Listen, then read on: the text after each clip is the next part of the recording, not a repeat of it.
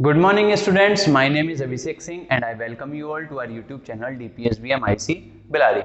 Today we are going to study science, so let's begin with the video. देखिए बच्चों, हम पढ़ने वाले हैं हमारा चैप्टर 5 जिसका नाम है सेपरेशन ऑफ सब्सटेंस। ये चैप्टर का पार्ट 2 होने वाला है। पार्ट 1 वीडियो हमने आपको भेज दी थी, आपको अच्छे से समझ में आ गई होगी। देखिए बच्चों, हमने जब ये चैप्टर हमने पढ़ा था तो मेथड्स ऑफ सेपरेशन हमने बात करी थी। हमने ये भी बात करी थी कि सेपरेशन की नीड क्यों होती है। उस वीडियो में हमने इन सारी जानकारी को अच्छे से पढ़ लिया था। तो मेथड्स ऑफ सेपरेशन उस दिन हमने कौन कौन से पढ़े थे? उस दिन हमने पढ़ा था हैंड पिकिंग। हैंड पिकिंग के बाद हमने पढ़ा था विनोइंग। विनोइंग के बाद हमने पढ़ा था थ्रेशिंग, और थ्रेशिंग के बाद हमने 4th नंबर पे पढ़ा था हमारा सीविंग। ठीक है, हैंड पिकिंग, हाथों से पकड़ के, हाथों से उठा के किसी कोई गंदगी है उसे दूर करना। विनोइंग भी आपको मैंने अच्छे से समझा दिया था। Threshing, sieving. तो अब हम जो हमारे आगे के जो सेपरेशन मेथड हैं उनके बारे में बात करेंगे। देखिए बच्चों, अगला हमारा सेपरेशन मेथड है, उसे कहते हैं सेडिमेंटेशन। क्या कहते हैं? सेडिमेंटेशन। इस वर्ड को देख के डरने का नहीं है, मैं आपको अभी बहुत अच्छे से समझा दूंगा सेडिमेंटेशन होता क्या है। सेडिमेंटेशन के अलावा होता है डिकेंटेशन। सेडिमेंटेशन के बाद कौन सा प्रोसेस है? डिकेंटेशन। और इसके बाद 7th नंबर पर है हमारा फिल्ट्रेशन। क्या नाम है? फिल्ट्रेशन। 8th नंबर पे जो प्रोसेस हम यूज करते हैं वो है इवेपोरेशन का। और आपके सिलेबस में जो सिर्फ 9 प्रोसेस दिए गए हैं आपकी बुक में, आपके चैप्टर में 9th प्रोसेस है हमारा कंडेंसेशन। तो आज हम आपके स्टैंडर्ड के हिसाब से इन 4 को हम प्रीवियस वीडियो में पढ़ चुके हैं। प्रीवियस वीडियो में हमने कवर कर लिया है इन्हें अच्छे से, और आज की वीडियो में हम इन 5 के बारे में अच्छे से बात करेंगे। और मैं उम्मीद करूंगा कि मैं आपको इन 5 को पूरी तरीके से अच्छे से समझा दूं। सबसे पहले हम बात करेंगे सेडिमेंटेशन। सेडिमेंटेशन का प्रोसेस क्या होता है? देखिए बच्चों, मैं आपको एक एग्जांपल देता हूं। एक गिलास पानी है और उस एक गिलास पानी में आपने उसमें कुछ सैंड मिला दी। क्या मिला दी? मिट्टी मिला दी। एक गिलास पानी लिया, पानी में आपने थोड़ी मिट्टी मिला दी और मिट्टी को मिला के उस पानी को अच्छे से हिला दिया। मिट्टी उस पूरे पानी में घूम गई और पानी क्या हो गया? गंदा हो गया। लेकिन कुछ समय बाद, कुछ टाइम के बाद जो ये गिलास है, मान लीजिए ये हमारा गिलास है, इस गिलास में कुछ पानी था और इस पानी में हमने क्या मिला दी थी? मिट्टी मिला दी थी। तो स्टार्टिंग में तो ये मिट्टी पूरे गिलास में फैल गई होगी, ठीक है। लेकिन कुछ समय बाद जब आप उस गिलास को एक जगह रख देते हैं और उस गिलास को हिलाना बंद कर देते हैं, तो घंटे 2 घंटे के बाद वो मिट्टी कहां पे आ जाती है? इस जगह नीचे सारी गंदगी एक जगह आ जाती है और पानी आपका ऊपर बच जाता है। तो एक टाइम पीरियड के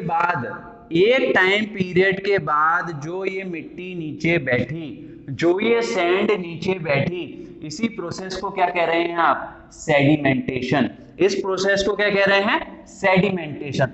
दूसरे शब्दों में कहें, यह ग्लास नहीं होगा, यहां वाटर होगा। दूसरे शब्दों में कहें तो मैं कह सकता हूं, अगर एक वाटर है एक सैंड है, दोनों में से हैवी कौन है? वजन में किसका ज्यादा होगा? मिट्टी थोड़ी हैवियर होती है कंपेयर टू वाटर। वाटर क्या होगा? सैंड की कंपैरिजन में लाइटर होगा, हल्का होगा। सैंड क्या होगी? हैवियर होगी। वाटर क्या होगा? लाइटर होगा। तो जो पानी, जो हल्की चीज ऊपर रह जाएगी और भारी चीज नीचे रह जाएगी। आपने दो सब्सटेंस को आपस में मिक्स किया, आपने दो सब्सटेंस को आपस में मिक्स किया और मिक्स करने के बाद कुछ समय के बाद अगर वो सब्सटेंस ऐसे हैं जो आपस में नहीं मिलते हैं तो कुछ समय बाद जो भारी वाला सब्सटेंस है वो नीचे रह जाएगा, सैंड नीचे आ गई और आपका पानी वाटर कहां हो गया, ऊपर हो गया। इसी तरीके से अगर आप देखें जब आप टी बनाते हो तो उसमें चाय की पत्तियां होती हैं, टी लीव्स होती हैं। तो एक समय के बाद चाय बना के अगर आपने 1 घंटे के लिए रख दी तो उसकी जो चाय पत्ती जो होती है तो वो हैवी होती है, हैवियर होती है, तो वो एक समय के बाद नीचे फेंक जाती है। नीचे एक जिस भी बर्तन में आपने चाय बनाई है तो चाय पत्ती कहां रह जाएगी, नीचे की तरफ रह जाएगी। तो इस प्रोसेस को एक समय के बाद जब ये भारी कंपोनेंट, हैवियर कंपोनेंट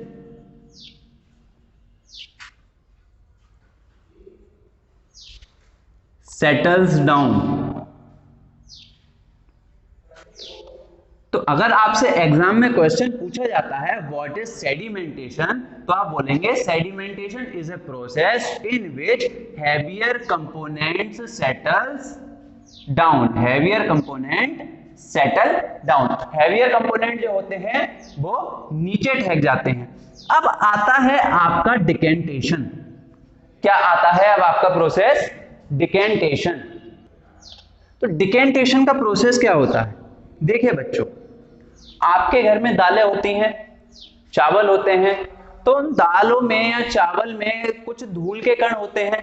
कहते हैं क्या नाम है, दालें बनाने से पहले धुली जाती है ना हमारे घर में, तो धुलने जब दालें धुली जाती हैं तो दालों से जो सैंड या फिर कोई मिट्टी चिपकी हुई होती है तो वो किसके साथ मिल जाती है, पानी के साथ मिल जाती है। तो वो सैंड किसके साथ मिल जाती है, पानी के साथ मिल जाती है। मान लीजिए हमने एक ग्लास लिया है, उसमें हमने दालें भिगो रखी हैं, नीचे हमारी सारी क्या हैं, दालें हैं,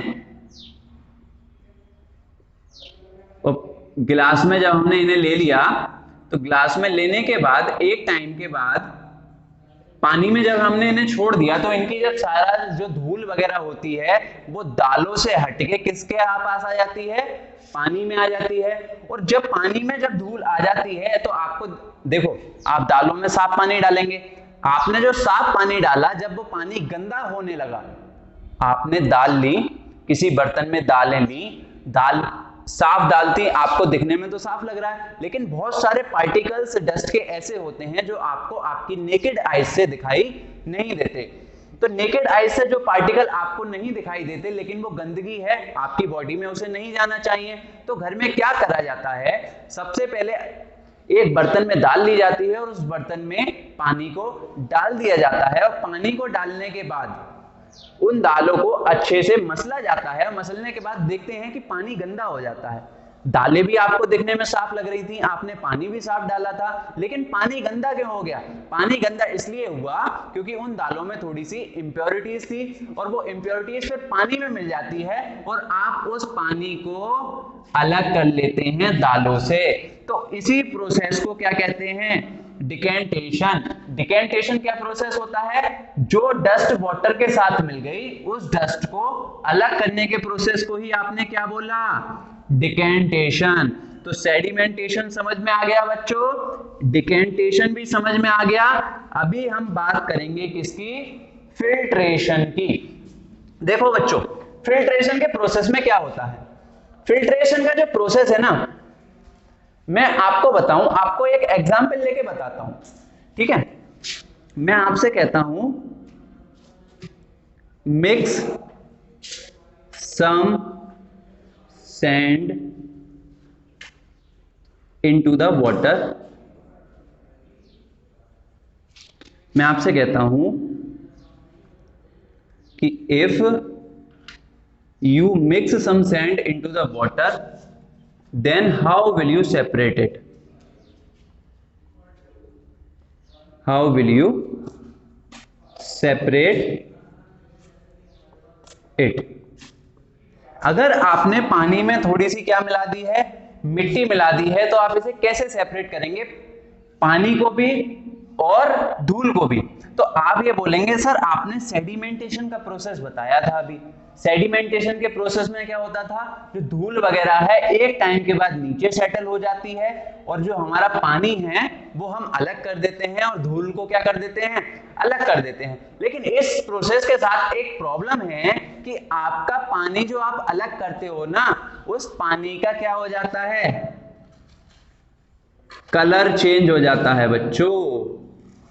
कलर चेंज होने का मतलब उस पानी में इंप्योरिटीज आ गई। जिस पानी का कलर चेंज हो गया उस पानी को क्या आप पिएंगे, तो इसका मतलब इस पानी में भी हमारी थोड़ी सी सैंड रह गई है और डस्ट पार्टिकल रह गए हैं। तो एक फिल्टर पेपर होता है, एक होता है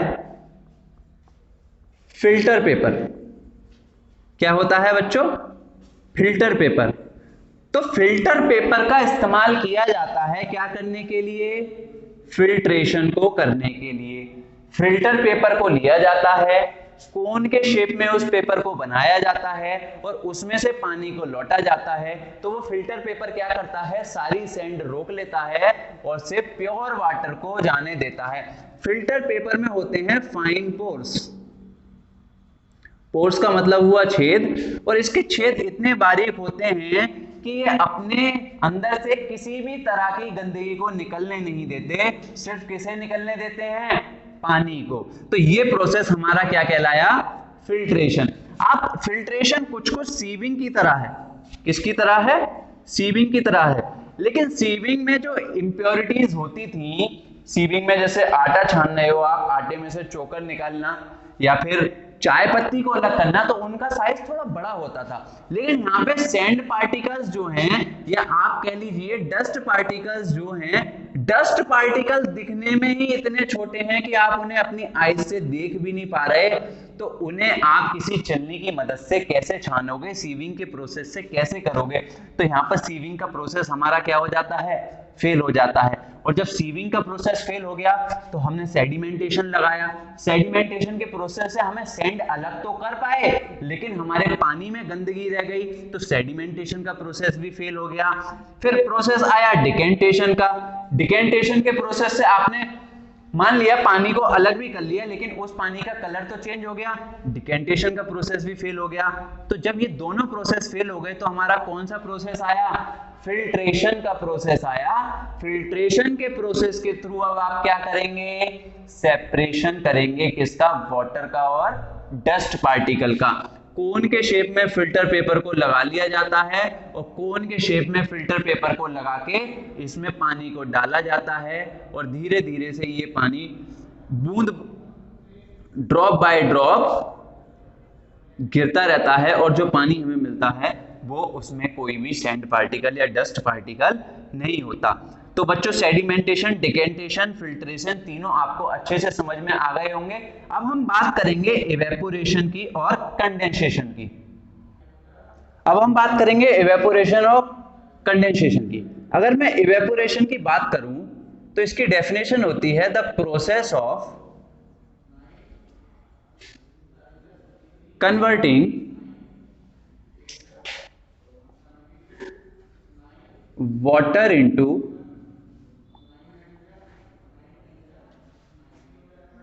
water vapor।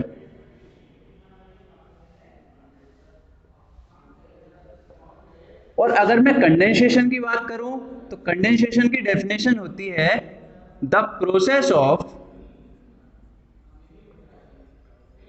Converting water vapour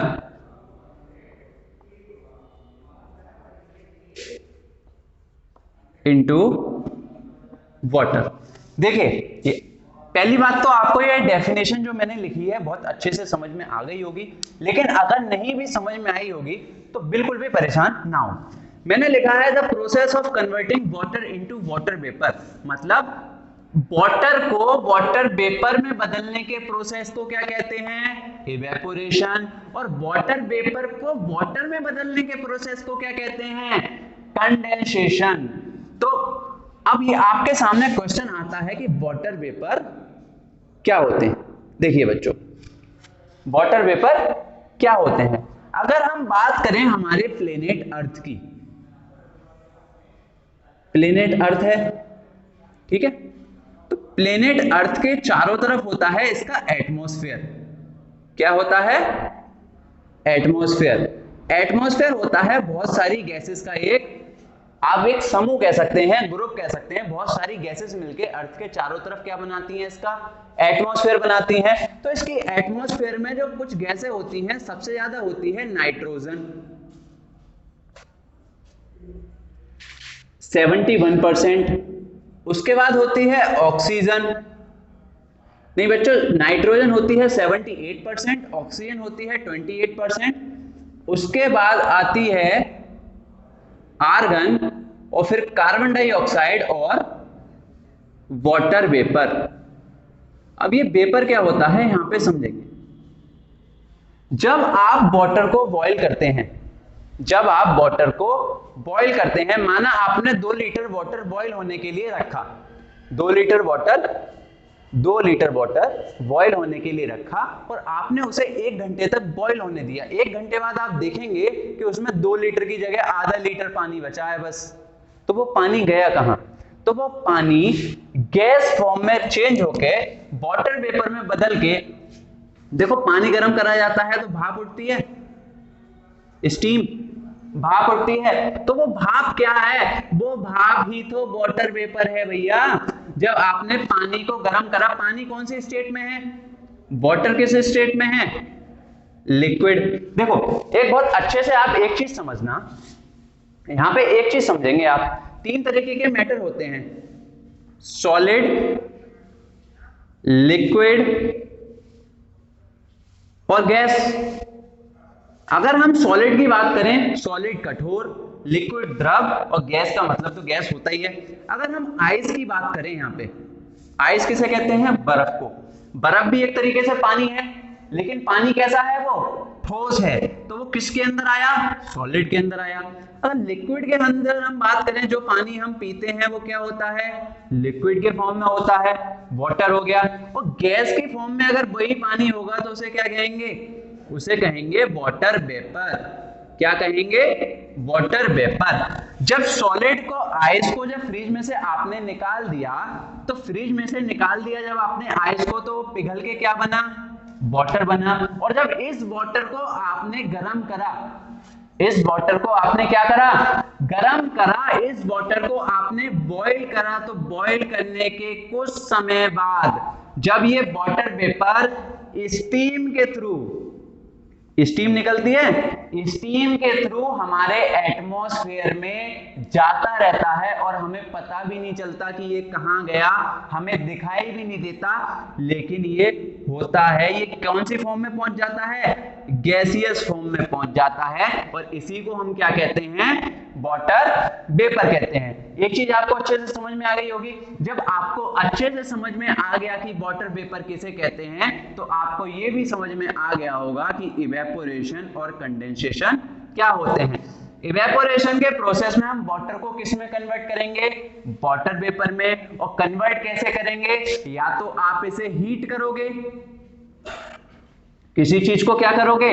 गरम करोगे, तो गरम करके ही तो आप वाटर वेपर में कन्वर्ट कर सकते हैं, ठीक है। और जब आपका the process of converting water vapour into water, लेकिन आपने ये तो समझ लिया कि जब हम हीट करते हैं तो हमारा जो पानी होता है वो किस में बन जाता है? भाप में बन जाता है, और हमारे एटमॉस्फेयर में चला जाता है। लेकिन जो हमारे एटमॉस्फेयर में जो भाप है, उससे दोबारा वाटर कैसे बना सकते हैं? तो देखो बच्चों, इसका मैं आपको देता हूं प्रूफ। आपने फ्रिज में से, कभी कभी फ्रिज में से आप क्या करते हैं? बोतल निकालते हैं। आपकी मान लीजिए फ्रिज में रखी है बोतल, है प्लास्टिक की, प्लास्टिक बोतल। आप उस प्लास्टिक बोतल में पानी भरिए और पानी भर के रख दीजिए। उस प्लास्टिक बोतल में से क्या पानी कभी बाहर आया? नहीं आता, नहीं।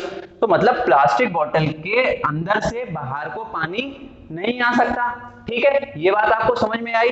कोई लीकेज? नो लीकेज, लीकेज नहीं होती है।